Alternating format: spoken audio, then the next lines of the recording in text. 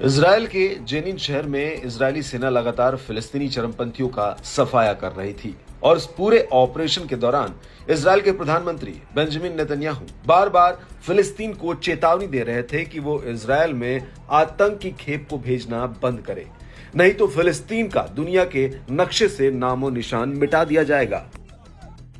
लेकिन दोनों देशों के बीच शुरू हुआ तनाव कम नहीं हुआ, बल्कि जिस बात का पूरी दुनिया को डर था आखिर वही हुआ। जी हां, फिलिस्तीन के आतंकी संगठन हमास ने इजराइल के ऊपर एक के बाद एक 5000 से ज्यादा रॉकेट से हमला किया है।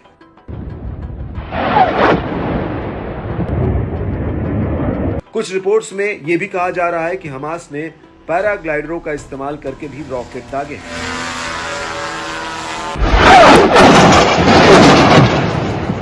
वहीं ज्यादातर रॉकेट हमले गाजा पट्टी से हुए हैं और इस हमले से अब इजराइल ने जंग के लिए तैयार रहने का ऐलान कर दिया है।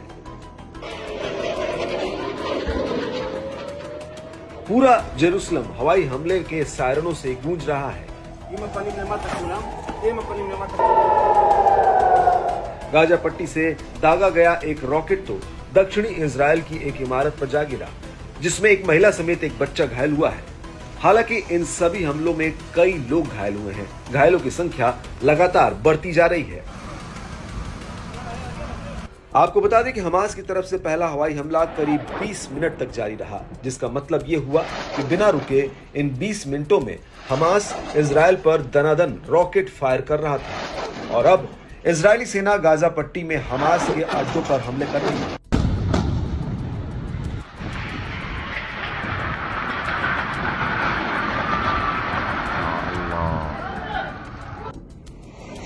वहीं दूसरी तरफ हमास ने भी ऑपरेशन अल अक्सा फ्लड का ऐलान कर दिया है। हमास का कहना है कि वो कब्जे वाले जेरूसलम में इजराइल के सभी अपराधों का अंत करने जा रहे हैं। वहीं वेस्ट बैंक में भी इजराइल और हमास के बीच भारी जंग चल रही है।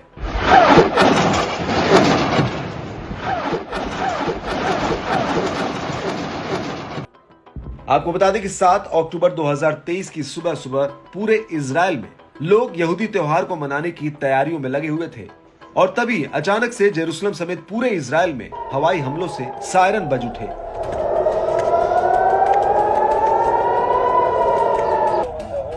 इजराइल के रक्षा मंत्री योव गैलेंट का कहना है कि गाजा पट्टी से लगे इजरायली शहरों और गांवों में हमास के कई आतंकी घुस आए हैं, इसलिए लोग अपने घरों के भीतर ही रहे।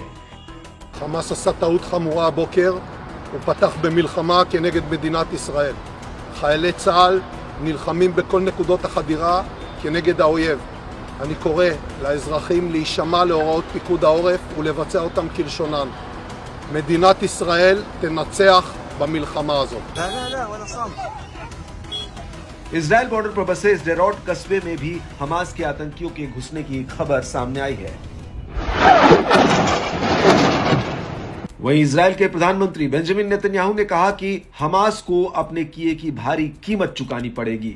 लेकिन इस सब के बीच खबरें आ रही हैं कि गाजा पट्टी के बॉर्डर पर हमास के आतंकियों ने इजराइल के कई सैनिकों को बंदी बना लिया है।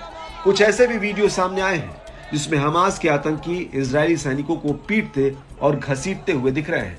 हालांकि कितने इजरायली सैनिक बंदी बनाए गए हैं, अभी इस बात की पुष्टि नहीं हुई है।